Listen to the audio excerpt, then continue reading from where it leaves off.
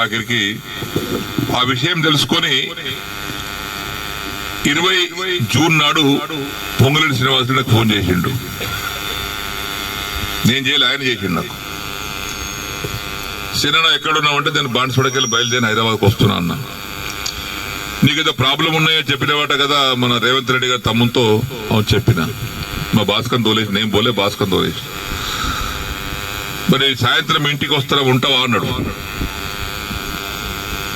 మరి ముఖ్యమంత్రి గారే వస్తున్నాంటే నేను ఎందుకు రావద్దంట. రండి అన్న. వచ్చాడు. నేను 6 గంటలకు చేరుకుని 6:30కు వచ్చాడు. నీకు ఏమేమైనా సమస్యలు ఉన్నాయంటే నాకు డబుల్ బెడ్రూమ్ ఒక 70 కోట్లు ఇవ్వాలి, కార్యకర్త చేసినటువంటి పనులు ఒక 100 కోట్లు ఇవ్వాలి, రెసిడెన్షియల్ స్కూల్ పని బంద్ అయింది దానికి పైసలు ఇవ్వాలి, దవాఖానా పైసలు పని బంద్ అయింది దానికి ఇవ్వాలి, ఆడ సిద్ధాపూర్ చెరువు పని బంద్ అయ్యి దానికి పని జాగాలి, లిఫ్ట్ ఇరిగేషన్ పనులు బంద్ అయిన ఇది జాగాలి, కోటగిలో దవాఖానా పని బంద్ అయింది అది జాగాలి, వన్నిలో దవాఖానా పని బంద్ అయింది అది జాగాలి. మరి ఇవన్నీ నాకు ఆగిరంటే టక్కన ఫోన్ సీఎంతో కలిపాడు. ఫోన్ మాట్లాడు సీఎం అవుతాడు. ఇప్పుడు ఎందుకన్నా రేపు తర్వాత మాట్లాడదాం, లేదు మాట్లాడు ఇచ్చాడు.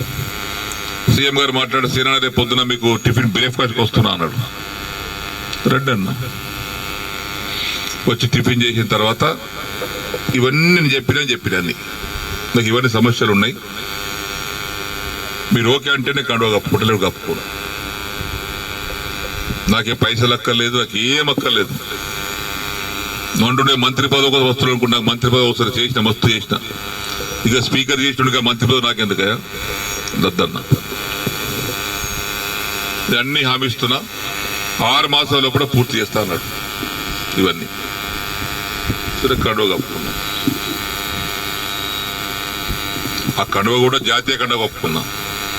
నయమైంది. ఈ కోర్టు కేసులు ఉన్నాయి ఇప్పుడు మా మీద కోర్టు కేసులు నడుస్తున్నాయి. అరే చేతి గుట్టు కండువ కప్పుకోలేదు బాబు, ఇందిరమ్మ బొమ్మతో కప్పుకోలేదు, జాతీయ కండువ మోదీ కూడా కప్పుకోరాడు ప్రధానమంత్రి, అది కప్పుకోరా చెప్పిన. సరే ఆ కథ వేరు లీగల్ గా. ఇప్పుడు ఈ పరిస్థితిలో మనం ఇక్కడ ఆగినాం. దానికి కొంతమంది రకరకాలుగా మాట్లాడుతాం. తర్వాత మొన్న నవంబర్ 7 తారీఖు నాడు సీఎం గారింటికి మీటింగ్ అయితే పోయినా. అందరు ఎమ్మెల్యేలకు మాట్లాడుతుంటే మాకు కూడా పిలిచాడు. అది ఫిరాయింపుదారుల ఎమ్మెల్యే మీటింగ్ పెడితే అందరం పోయినాం. మీటింగ్ అయినాక విడివిడిగా పోయినాం. పొంగులేటి శ్రీనివాసరెడ్డి కూర్చున్నాడు, బట్టి కూర్చున్నాడు ఆయన పొలిటికల్ ఆ ఛాంబర్లో. నేను పోయి శ్రీనివాసరెడ్డి రేవంత్ రెడ్డి గారు లేచాడు, కూర్చోసేనని అన్నాడు. ఒకటి అడిగితే సమాధానం చెప్పినా కూర్చుంటా అన్నా. ఏందన్నాడు, నేను నీకు 21 జూన్ నాడు నాకు కండువ కప్పిన రోజు నాకేమైనా పైసలు ఇచ్చినావా, నన్ను ఏమైనా కొన్నావా, కట్లట్టు సినా కొన్నావా చెప్పు, నాకేమైనా ఇద్దరు ఉన్నారు, నన్ను ఏమన్నా నా ఎమ్మెల్యేషిప్ కొన్నావా, నన్ను కొన్నావా చెప్పు, నేను అమ్ముడు పోయినా నీకని చెప్పిన. లేదు పోలేదు, ఇయ్యలేదు. దేనికోసం వచ్చిన, ఈ సమస్యల కోసం వచ్చిన. ఏమైనా అయిందా, ఏం కాలేదా, ఏమైంది 100 కోట్లు హెచ్డిఎఫ్ ఉంటే 30 కోట్లు ఇచ్చారు. తర్వాత బంద్. దగ్గర 70 కోట్లు డబుల్ బెడ్రూమ్ ఉంటే 20 కోట్లు ఇచ్చి, 25 కోట్లు ఇచ్చి 45 కోట్లు ఇవ్వాలి. బంద్. పనులన్నీ పేమెంట్ లేక ఆగిపోతున్నాయి. ఆ కాంట్రాక్ట్ పని చేయమంటే పేమెంట్ ఇవ్వమని అంటున్నాడు. దవాఖానా బాన్సువాడ బంద్ అయింది, కోర్టు దవాఖానా బంద్ అయింది. సిద్ధపూర్ వారి కాంట్రాక్ట్ 40 కోట్లు ఇవ్వాలి, వాడు బంద్ చేసిండు. మరి వీటి కోసం వచ్చినాయి కదా నేను. లేదా బట్టి గారు చిన్న దగ్గరికి ఇలా లిస్ట్ మొత్తం తీసుకోండి, ఆ లిస్టు తీసుకొని 2 సార్లు ఇచ్చేయండి, ఒకసారి కాదు కానీ. ఇక పొంగులేటి గారు ఆ లిస్ట్ తీసుకోండి, 2 సార్లు మీరు ఇచ్చేయండి. ఇచ్చిన తెల్లారి ఫోన్ చేస్తే బట్టి లేవట్టాడు, పొంగులేటి లేవట్టాడు. ఏమని చెప్పుకోను నేను. ఇక మళ్ళీ అసెంబ్లీ జరుగుతుంది. జనవరి 4 తారీఖు నాడు ఆ ఛాంబర్ తీసుకుపోయి లోపల తీసుకుపోయి, మీరు చెప్పారు కానీ బట్టి ఇవ్వలేదు, పొంగులేటి ఇవ్వలేదు, నాకు రూపాయి ఇవ్వలేదు. రూపాయి ఇవ్వలేదా, ఇవ్వలేదు. వేమ నరేందర్ రెడ్డి గారు బయట పిలిచిండు. వేమన్నా సీనన్న బాధపడుతున్నాడు, అది ఇంకా పేమెంట్ కాలేదట, నువ్వన్నా మార్చిలో కూడా 3 విడతలు ఇప్పి. సరే ఆయన తీసుకుని ఆయన వెళ్ళిపోయాడు. తెల్లారి వేయం నరేంద్రని ఫోన్ చేస్తే ఆయన లేపడు. 50 సార్లు చేసిన ఒకసారి కాదు, 50 సార్లు లేపడు. మళ్ళా మొన్న మార్చి అసెంబ్లీలో జరుగుతుంటే మళ్ళా పోయారు ఛాంబర్, మన అసెంబ్లీలో కూర్చునే సీటు డబల్ ఉంటుంది అయింది.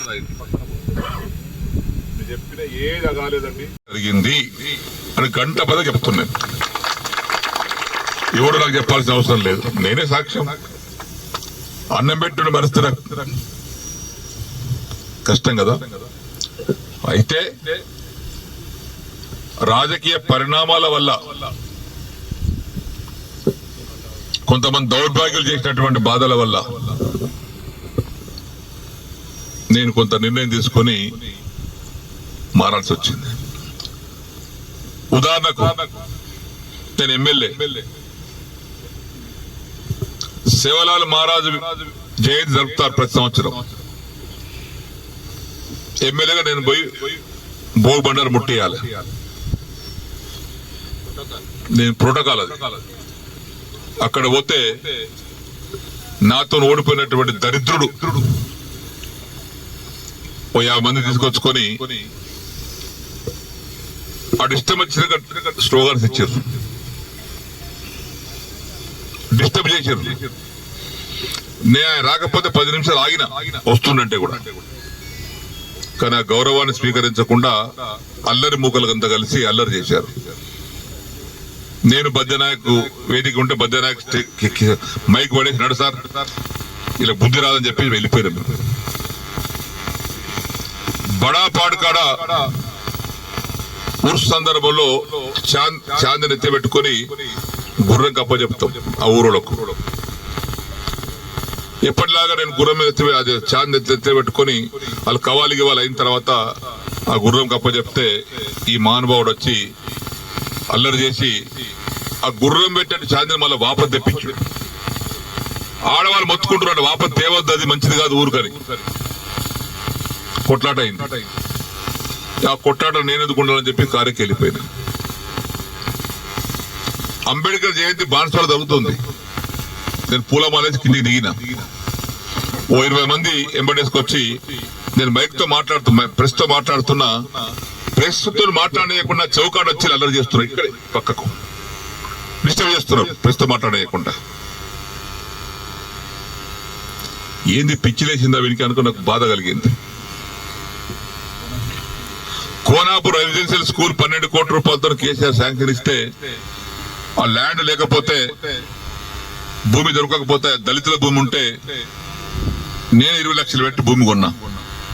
ఆ భూమిని నగదిచ్చి ఆర్డీఓను తహసీల్దార్ పిలిపించి నగదు 20 లక్షల రూపాయలు లబ్ధిదారులకు ఇచ్చి వాళ్ళతోని రాసుకొని రిజిస్టర్ చేసుకొని 7 జూన్ నాడు రాసుకున్నాం. 8 జూన్ నాడు నేను భూమి పూజ చేస్తాను పోయినా.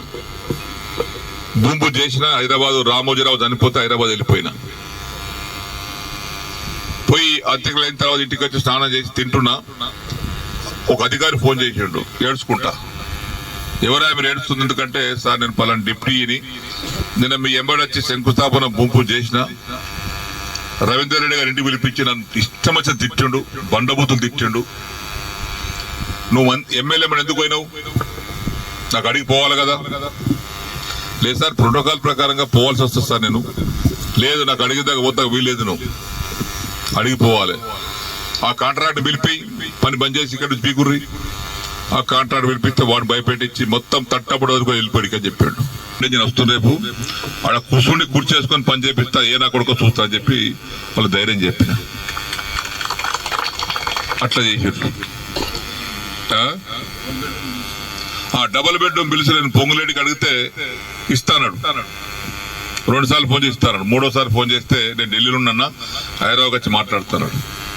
హైదరాబాద్ వచ్చినా మాట్లాడే ఏంటంటే రవీందర్ రెడ్డి ఓడిపోయాడు కదా, ఆయన ఇదేదని చెప్తున్నాడు.